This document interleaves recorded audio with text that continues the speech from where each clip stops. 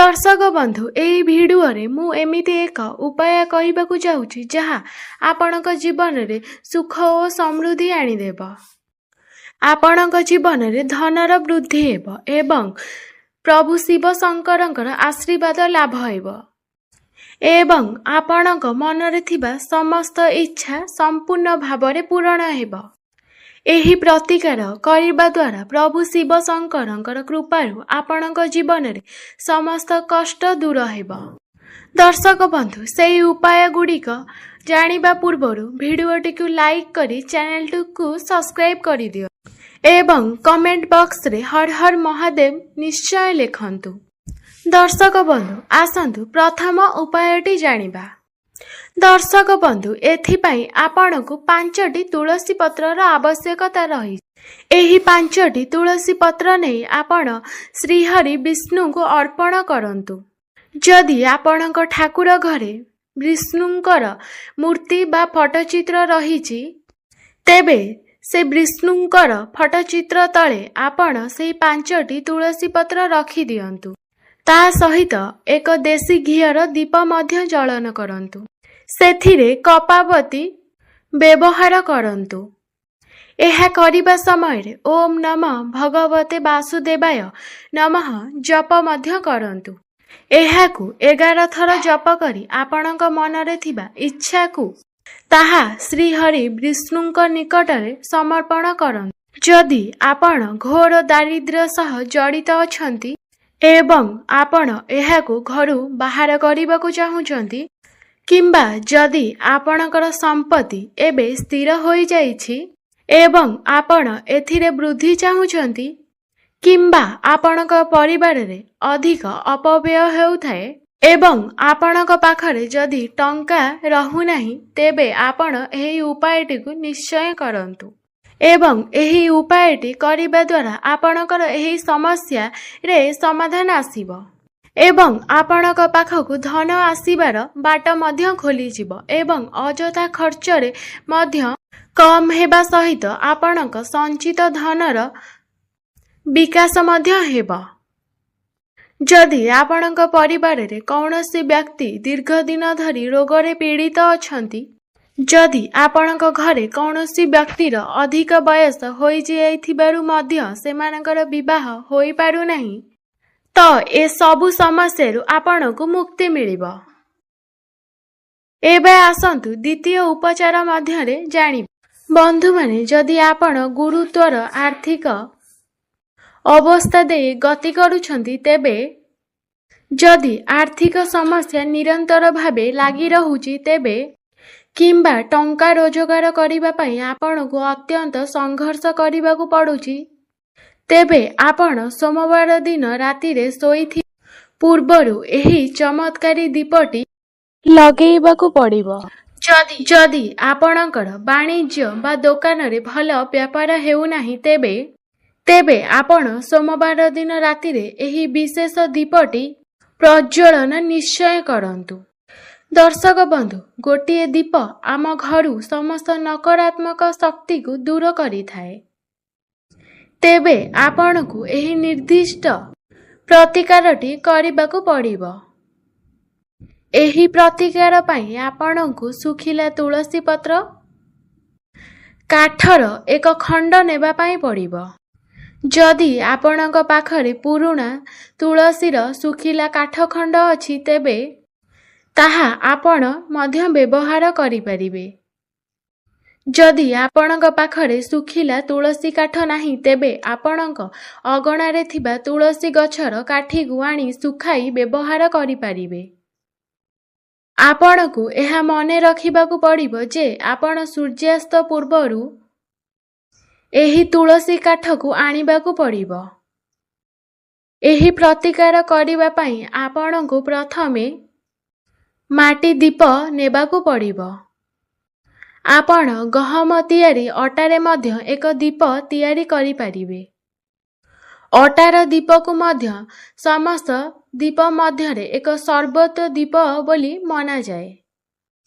तो आपण को एही दीप को शुद्ध घीयर सहित पूरण करिबाकू पड़िबो। ଆପଣ ବାଛିଥିବା ତୁଳସୀ କାଠକୁ ଏହି ଦୀପ ମଧ୍ୟରେ ପୂର୍ଣ୍ଣ କରିବାକୁ ପଡ଼ିବ। ଆପଣଙ୍କୁ ନିଶ୍ଚିନ୍ତ କରିବାକୁ ପଡ଼ିବ ତୁଳସୀର କାଠ ସମ୍ପୂର୍ଣ୍ଣ ଘିଅ ସହିତ ଯେପରି ଆବୃତ ହୋଇଥିବ। ଆପଣ ଅଳ୍ପ ପରିମାଣର କପାକୁ ନେଇ ଆପଣ ବାଛିଥିବା ତୁଳସୀ କାଠିର ଚାରିପାଖରେ ଗୁଡ଼ାଇ ଦିଅନ୍ତୁ। ତୁଳସୀ କାଠିର ଚାରିପାଖରେ କପା ତୁଳାକୁ ଗୋଡ଼ାଇ ଦେବା ପରେ ଆପଣ ଏହାକୁ ସମ୍ପୂର୍ଣ୍ଣ ଭାବରେ ଘିଅରେ ବୁଡ଼ାଇ ଦେବେ। ଏବେ ଆପଣଙ୍କୁ ଏହାକୁ ବତୀ ଭାବରେ ବ୍ୟବହାର କରିବେ। ଆପଣ ଏହି ଦୀପକୁ କେଉଁଠାରେ ଜଳାଇବେ? ଆପଣ ଏହି ଦୀପକୁ ଭଗବାନ ବିଷ୍ଣୁଙ୍କ ସାମ୍ନାରେ କିମ୍ବା ଭଗବାନ ଶ୍ରୀରାମଙ୍କ ସମ୍ମୁଖରେ ବିକଳ୍ପ ଭାବରେ ଆଗରେ ଜଳାନ୍ତୁ। ଆପଣ ଏହାକୁ ପ୍ରଭୁ ଶ୍ରୀକୃଷ୍ଣଙ୍କ ସାମ୍ନାରେ ମଧ୍ୟ ଅର୍ପଣ କରିପାରିବେ ଏବଂ ଏହାକୁ ମଧ୍ୟ ମାତା ତୁଳସୀଙ୍କ ସମ୍ମୁଖରେ ମଧ୍ୟ ଅର୍ପଣ କରିପାରିବେ। ଦର୍ଶକ ବନ୍ଧୁ, ଏହି ଭାବରେ ଯେଉଁ ବ୍ୟକ୍ତି ତୁଳସୀ କାଠିର ବ୍ୟବହାର କରି ଦୀପ ପ୍ରଜ୍ୱଳନ କରିଥାଏ, ସେ କେବେ ହେଲେ ଆର୍ଥିକ ସମସ୍ୟାର ସମ୍ମୁଖୀନ ହୁଅନ୍ତି ନାହିଁ। ଆପଣଙ୍କୁ କେବଳ ବର୍ଷକରେ ଥରେ ଏହି ଦୀପଟି ପ୍ରଜ୍ୱଳନ କରିବାକୁ ପଡ଼ିବ। ଆପଣ ଏହି ପ୍ରତିକାରଟି ନିଶ୍ଚିନ୍ତ ଭାବରେ କରନ୍ତୁ। ଏହି ବୈଶାଖ ମାସର ସୋମବାର ଦିନ ଆପଣ ଏହି ଉପାୟଟିକୁ ନିଶ୍ଚିନ୍ତ ଭାବରେ କରନ୍ତୁ। ଏହି ବିଶେଷ ପ୍ରତିକାରଟି ଆପଣ ରାତିରେ ଶୋଇବା ପୂର୍ବରୁ କରିବାକୁ ପଡ଼ିବ। ଏବେ ତୁଳସୀ ପତ୍ରରେ କେଉଁ ନିର୍ଦ୍ଦିଷ୍ଟ ଜିନିଷ ରଖିବାକୁ ପଡ଼ିବ? ଯେଉଁ ଉପାୟଟି କଲେ ଆପଣ ଆପଣଙ୍କ ଜୀବନରେ ଥିବା ସମସ୍ତ ଆର୍ଥିକ ସମସ୍ୟାକୁ ଦୂର କରି ଆପଣ ଧନୀ ହୋଇଯିବେ। ଆପଣ ଏପରି ପ୍ରଚୁରତା ଲାଭ କରିବେ ଯେ ଆପଣ ଆପଣଙ୍କ ଜୀବନରେ କେବେ ହେଲେ ଧନର ଅଭାବ ଅନୁଭବ କରିବେ ନାହିଁ।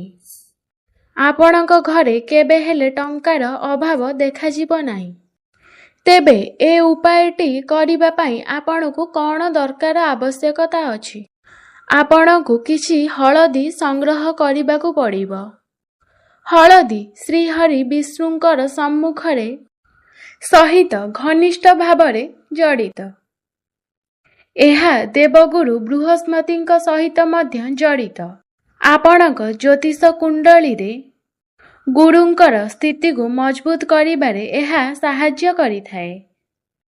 ଏହା ସୁଖ ଓ ସମୃଦ୍ଧି ଆଣିପାରେ। ଏହା ଆପଣଙ୍କ ଗୃହରେ ଧନ ବୃଦ୍ଧି କରିବାରେ ସାହାଯ୍ୟ ମଧ୍ୟ କରିଥାଏ। ତେଣୁ ଆପଣଙ୍କୁ କିଛି ହଳଦୀ ଗୁଣ୍ଡ ନେବାକୁ ପଡ଼ିବ। ଆପଣଙ୍କୁ ଏହି ହଳଦୀ ତୁଳସୀ ଗଛର ପତ୍ର ବଢ଼ୁଥିବା ପତ୍ରରେ ଛିଞ୍ଚିବାକୁ ପଡ଼ିବ।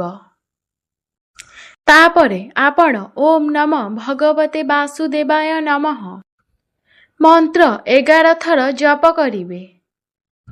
ଏହି ମନ୍ତ୍ର ଜପ କରିବା ସମୟରେ ଆପଣ ତୁଳସୀ ଗଛରେ ଏହି ହଳଦୀର ପାଣିକୁ ଛିଞ୍ଚନ କରନ୍ତୁ।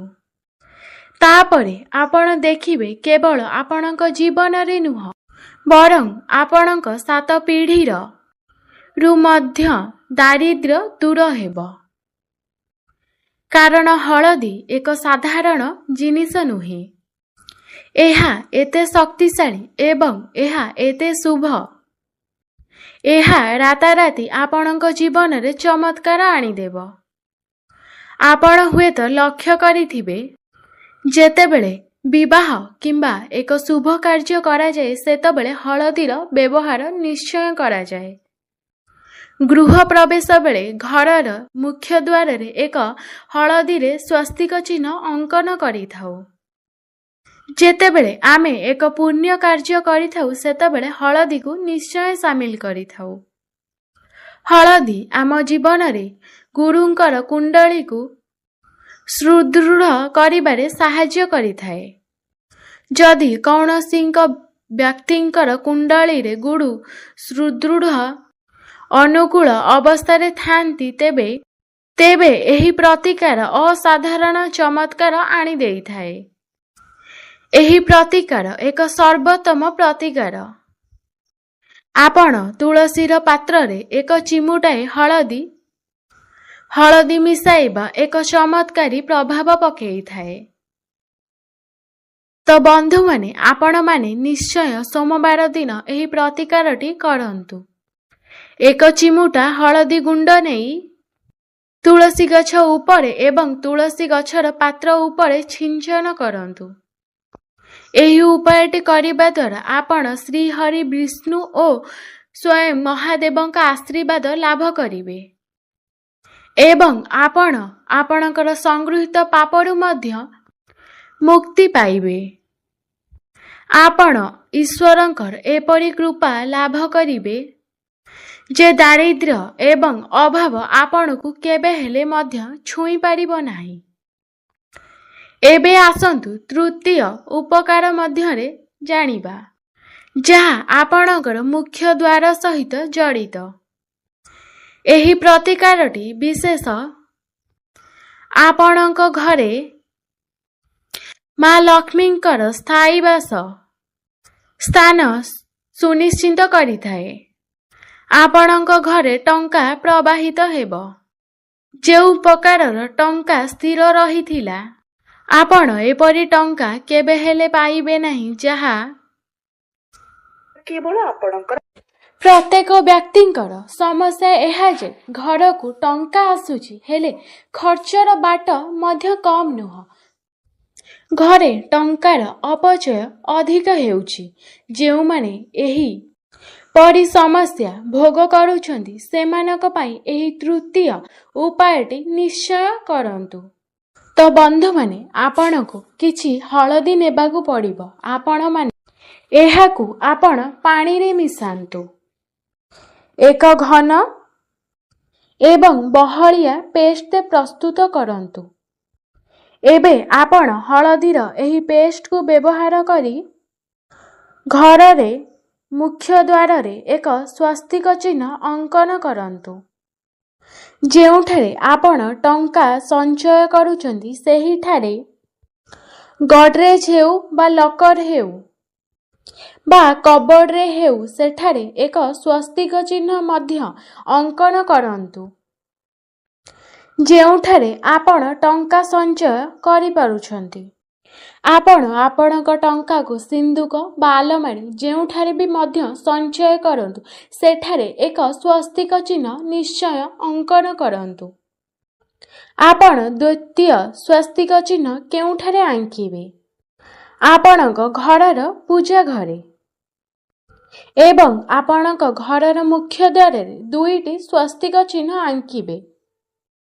ଆପଣ ହଳଦୀ ଗୁଣ୍ଡର ବ୍ୟବହାର କରି ମୋଟରେ 4ଟି ସ୍ୱସ୍ତିକ ଚିହ୍ନ ଅଙ୍କନ କରିବାକୁ ପଡ଼ିବ। ମୁଖ୍ୟ ଦ୍ୱାରରେ 2ଟି ଏବଂ ଲକର ବା ଗଡରେଜ୍ ସାମ୍ନାରେ ଗୋଟିଏ ଏବଂ ଘରର ପୂଜା ଘରେ 1ଟି, ସର୍ବମୋଟରେ 4ଟି ସ୍ୱସ୍ତିକ ଚିହ୍ନ ଅଙ୍କନ କରନ୍ତୁ। ଆପଣଙ୍କ ଗୃହରେ ଧନର ଦେବୀ ମାତା ଲକ୍ଷ୍ମୀ ସ୍ୱୟଂ କୃପା କରନ୍ତି। କାରଣ ହଳଦୀ ସ୍ୱୟଂ ଶ୍ରୀ ହରି ବିଷ୍ଣୁଙ୍କ ସହିତ ଓତପ୍ରୋତ ଭାବରେ ଜଡ଼ିତ ଏବଂ ଯେଉଁଠାରେ ଶ୍ରୀ ହରି ବିଷ୍ଣୁ ବାସ କରନ୍ତି, ସେଠାରେ ସ୍ୱୟଂ ମାତା ଲକ୍ଷ୍ମୀ ନିଶ୍ଚୟ ଆପଣଙ୍କ ଉପରେ କୃପା ବର୍ଷା କରନ୍ତି। ଦର୍ଶକ ବନ୍ଧୁ, ଯେଉଁଠାରେ ହଳଦୀର ସ୍ୱସ୍ତିକ ଚିହ୍ନ ରହିବ, ସେଠାରେ ଧନର ଅଭାବ ବା ଧନର ଦାରିଦ୍ର୍ୟତା କେବେ ହେଲେ ମଧ୍ୟ ଦେଖାଯିବ ନାହିଁ। ମାତା ଲକ୍ଷ୍ମୀ ସେଠାରେ ସର୍ବଦା ବାସବାସ କରିବେ, କାରଣ ଏହା ଶ୍ରୀ ହରି ବିଷ୍ଣୁଙ୍କ ସହିତ ଜଡ଼ିତ। ଯେଉଁଠାରେ ଶ୍ରୀ ହରି ବିଷ୍ଣୁ ବସବାସ କରନ୍ତି, ସେଠାରେ ମାତା ଲକ୍ଷ୍ମୀ ଆପେ ଆପେ ଆସି କୃପା ବର୍ଷା କରନ୍ତି। ଦର୍ଶକ ବନ୍ଧୁ, ଯଦି ଆପଣମାନେ ଏହି ସ୍ଥାନଗୁଡ଼ିକରେ ସ୍ୱସ୍ତିକ ଚିହ୍ନ ଅଙ୍କନ କରନ୍ତି, ତେବେ ଆପଣଙ୍କ ଜୀବନରେ ଥିବା ସମସ୍ତ ଦାରିଦ୍ର୍ୟ ଓ ଦୁଃଖ କଷ୍ଟର ମଧ୍ୟ ଦୂର ହୋଇଥାଏ ଏବଂ ଆପଣଙ୍କ ଜୀବନରେ ମାତା ଲକ୍ଷ୍ମୀଙ୍କ କୃପାରୁ ଧନ ଆସିବାର ମାର୍ଗ ମଧ୍ୟ ଖୋଲିଯାଏ।